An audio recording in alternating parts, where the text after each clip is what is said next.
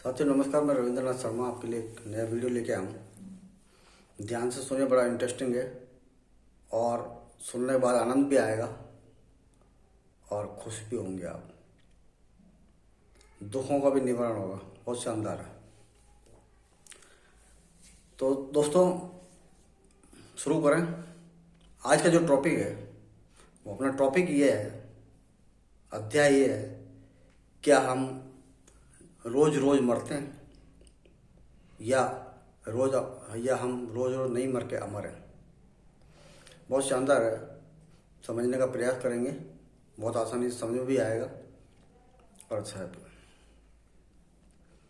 साथियों पहले से समझ लो कि मेडिटेशन बहुत ज़रूरी है।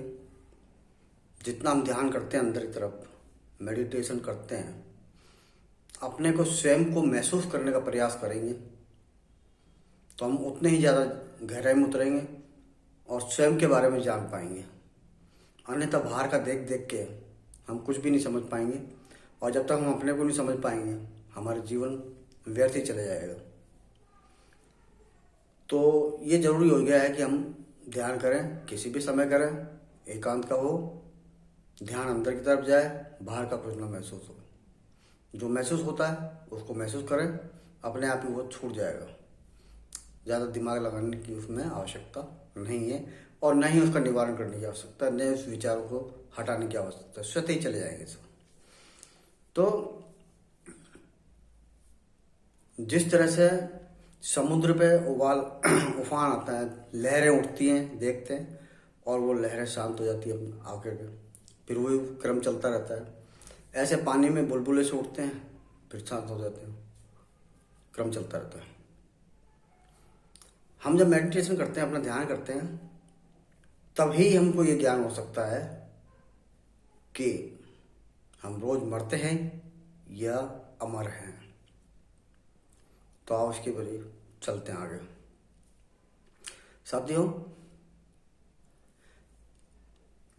हम जब ध्यान करते हैं तो अब ये पहले ये देखिए कि संसार में जितने भी काम हो रहे हैं ये सब गुणों और अवगुणों के कारण हो रहे हैं। गुण और अवगुण दोनों साथ में हैं, एक दूसरे के प्रेरक है। जहाँ अवगुण है वह गुण नहीं है, जहाँ गुण है वह अवगुण नहीं है।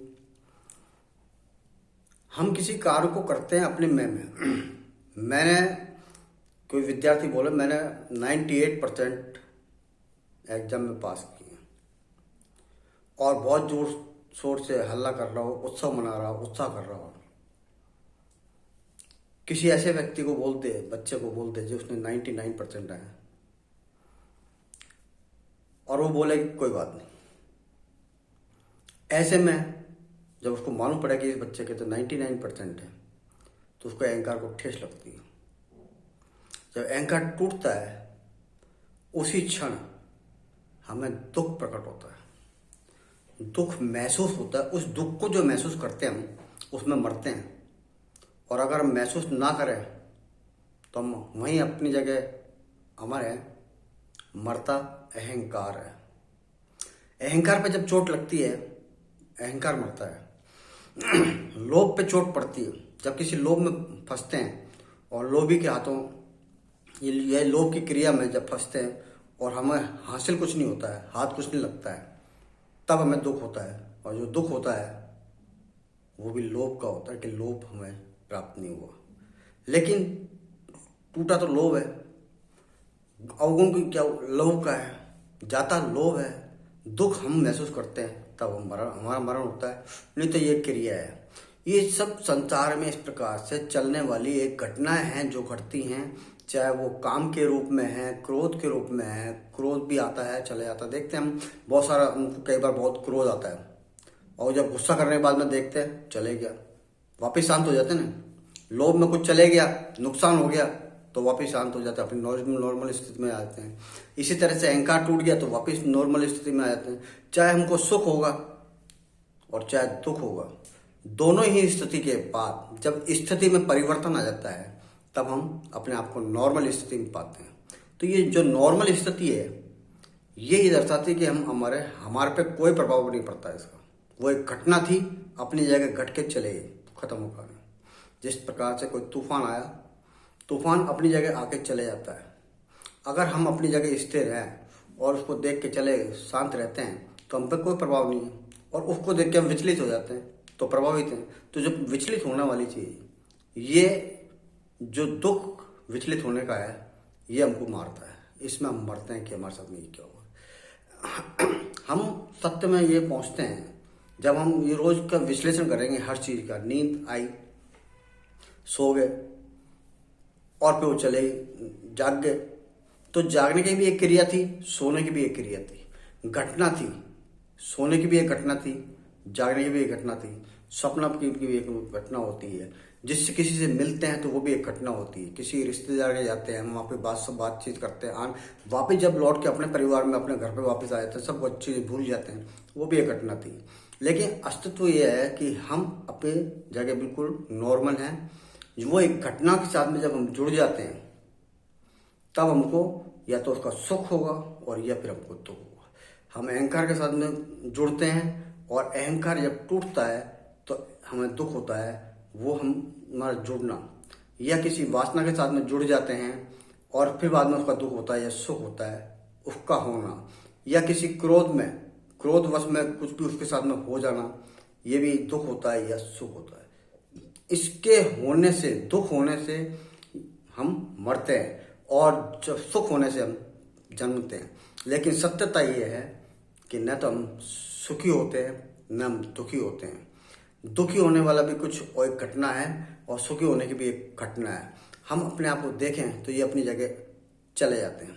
अब मेडिटेशन की बात कर रहे थे, तो मेडिटेशन में क्या होता है, जितनी जितनी हम गहराई में जाएंगे तो हम देखेंगे, हम अपने आप को महसूस करेंगे। हम जब महसूस करते हैं, जैसे कहीं पर किसी बॉडी में कहीं दर्द हो रहा है तो महसूस करते हैं, तो उसको देखना नहीं है, उसको कहाँ क्या हो रहा है, आप तो महसूस करो, वो अपने आप ही होना बंद हो जाएगा। क्योंकि कोई भी घटना कुछ ही समय के लिए घटती है।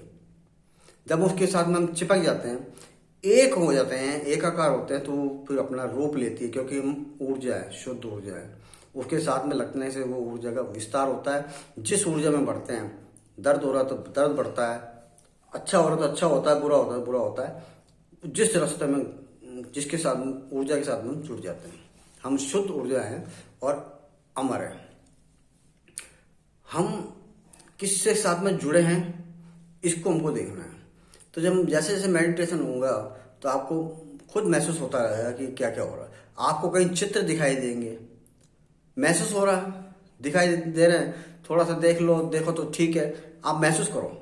आपको काम सिर्फ महसूस करना है, क्योंकि आपको तो अपने आप को महसूस करना है। अब आपको दिख भी कुछ रहा है, उसको देखने का प्रयास मत करो, क्योंकि आपको कुछ देखना तो है ही नहीं। आपको तो अपने को महसूस करना है कि आखिर मेरे अंदर क्या चल रहा है।